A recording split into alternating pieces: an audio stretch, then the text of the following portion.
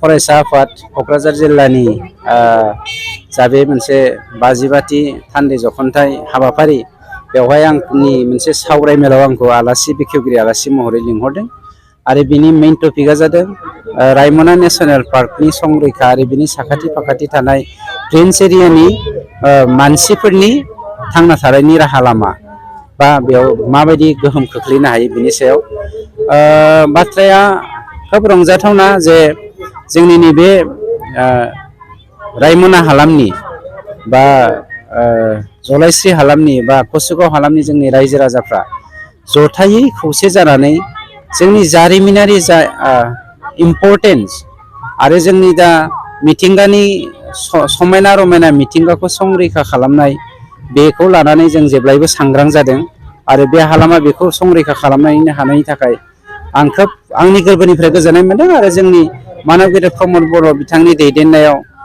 जोङो बे रायमना नेशनेल पार्कखौ दानो हाबाय आरो बावैसोनो जों मोनसे बे बोसोरनि गेजेरावनो 2024 मायथाइनि गेजेरावनो मोनसे नेशनेल पार्क दानो थांगासिनो दङ आं बेखौ दा बिनि मुंखौ बुंथ'लिया खोब गोख्रैनो जों बे नेशनेल पार्कखौ दागोन थामहिनबा जोंनि बर'नि माहारियारि बाद दानायजों लोगोसे सोमोन्दो थानाय जोंनि इक'नमिखौ सोमोन्दो थानाय जोंनि मा होनो जोंनि इयुन जेनेरेसनखौ फोथांना लाखिनायनि लामाजों मिजिंजों जोंनि जा नेशनेल पार्क दानाय बे नेशनेल पार्क थानाया स्पेसियेलि बर' हारिखौ गेरेमसा हारि दानायावहाय मोनसे बिहोमा होगोन बेखौ जोङो फोथायनानै जोङो खामानिखौ मावलांगासिनो दङ। आंनियाव नोंथांमोननि मिडियानि गेजेरजों आंनि बेक्तिगत भाबै आं बेखौसो खावलायो थांनाय जोंनि सोमावसारनायनि समाव जोंहा फरायनाय बिथिङाव रांखान्थि बिथिङाव समाज बेबस्थायाव जोङो गोबां खहा जालांदों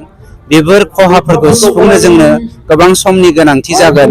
अब्लाबो जोंनि दिनैनि बे देरफुनाय सेंग्रा सिख्लाफ्रा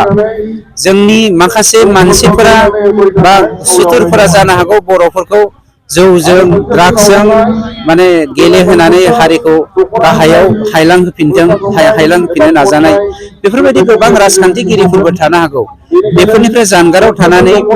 बड'फा इउ एन ब्रह्मनि जा सानस्रि गेरेमसा हारि दानाय दुलाराय बर' फरायसा आफादनि जा सानस्रि नेशनेलिज्म माहारियारि बाद आरो जोंनि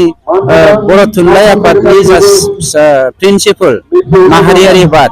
बेफोरखौ सोनारनानै बेफोरखौ नोजोर होनानै जोंनि इयुन जेनेरेसनाबो